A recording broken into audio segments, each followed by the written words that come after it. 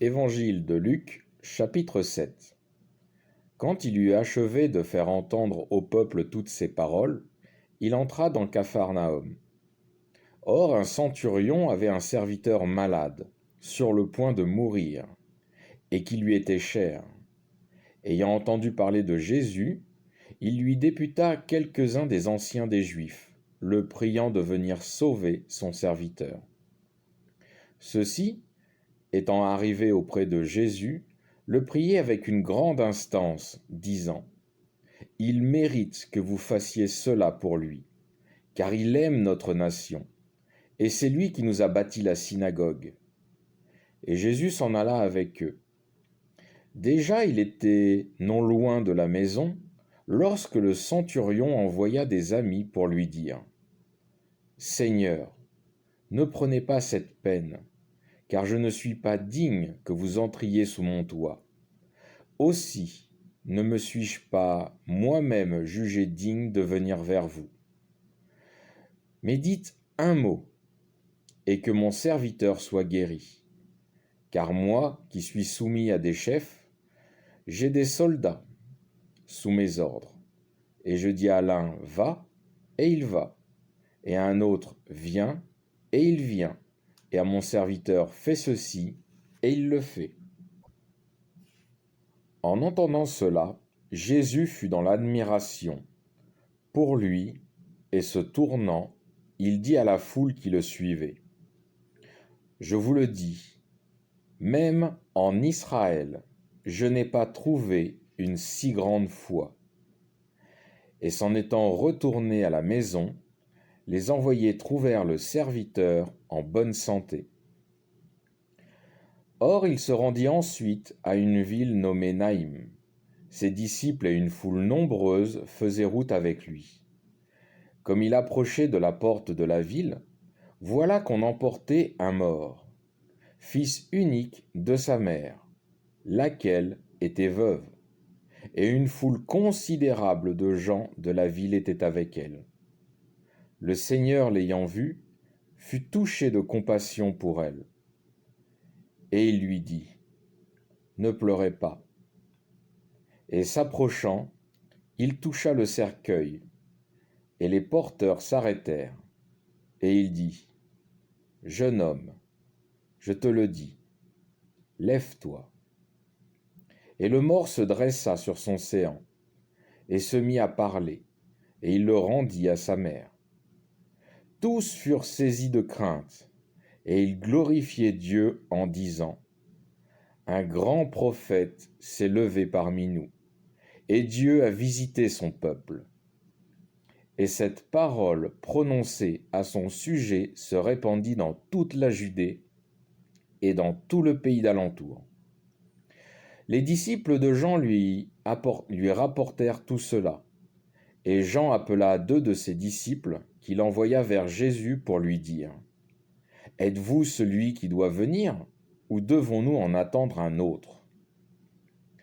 Arrivés près de lui, les hommes lui dirent : « Jean-Baptiste nous a envoyés vers vous pour dire : Êtes-vous celui qui doit venir, ou devons-nous en attendre un autre ?» En ce moment même, il guérit un grand nombre de personnes de maladies, d'infirmités et d'esprits mauvais, et il accorda de voir à beaucoup d'aveugles. Puis il leur répondit : « Allez rapporter à Jean ce que vous avez vu et entendu. Les aveugles voient, les boiteux marchent, les lépreux sont guéris, les sourds entendent, les morts ressuscitent, les pauvres sont évangélisés. Heureux celui pour qui je ne serai pas une occasion de chute. »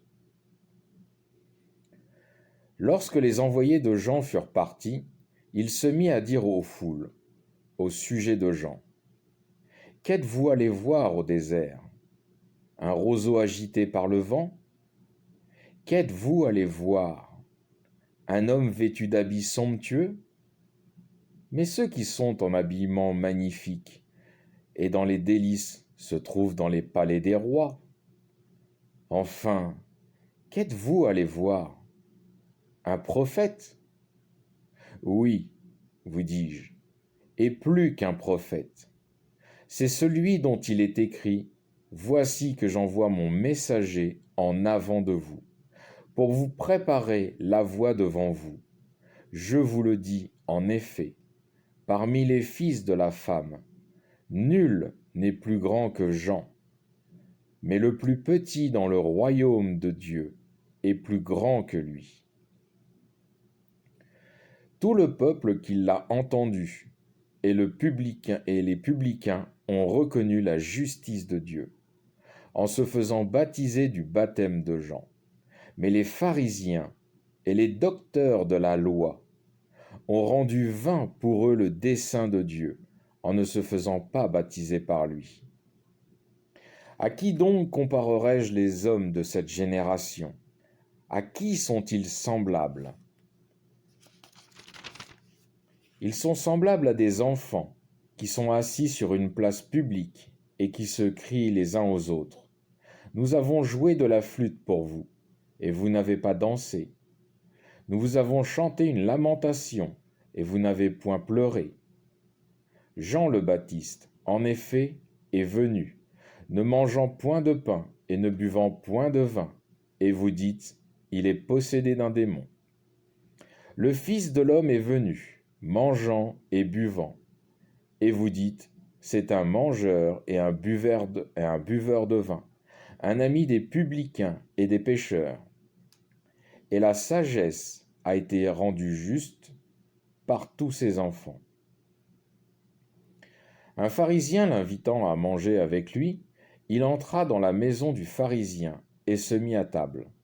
Et voici qu'une femme, qui, dans la ville, était pécheresse, ayant appris qu'il était à table dans la maison du pharisien, apporta un vase d'albâtre plein de parfums, et se tenant par derrière près de ses pieds, tout en pleurs, elle se mit à arroser ses pieds de ses larmes, et elle essuyait avec les cheveux de sa tête et embrassait ses pieds, et elle les oignait de parfums. À cette vue, le pharisien qui l'avait invité se dit en lui-même, « S'il était prophète, il saurait qui et de quelle espèce est la femme qui le touche, que c'est une pécheresse. » En prenant la parole, Jésus lui dit, « Simon, j'ai quelque chose à te dire. » Et lui, « Maître, parlez, dit-il. » Un créancier avait 2 débiteurs. L'un devait 500 deniers et l'autre 50. Comme il n'avait pas de quoi rendre, il fit remise à tous les 2. Lequel donc d'entre eux l'aimera davantage?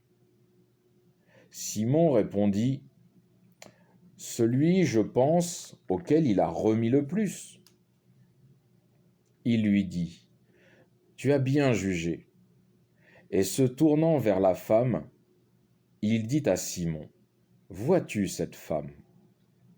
Je suis entré dans ta maison, et tu ne m'as pas versé d'eau sur mes pieds. Mais elle a arrosé mes pieds de ses larmes et les a essuyés avec ses cheveux. Tu ne m'as point donné de baiser, mais elle, depuis que je suis entré, elle ne cessait pas d'embrasser mes pieds. Tu ne m'as pas oint ma tête d'huile, mais elle a oint mes pieds de parfum. C'est pourquoi je te le dis, ses nombreux péchés lui sont pardonnés, parce qu'elle a beaucoup aimé. Mais celui à qui l'on pardonne peu, aime peu. Et à elle il dit, tes péchés sont pardonnés. Et les convives se mirent à se dire entre eux-mêmes, qui est celui-ci qui même pardonne les péchés? Et il dit à la femme, ta foi t'a sauvée, va en paix. Fin du chapitre 7.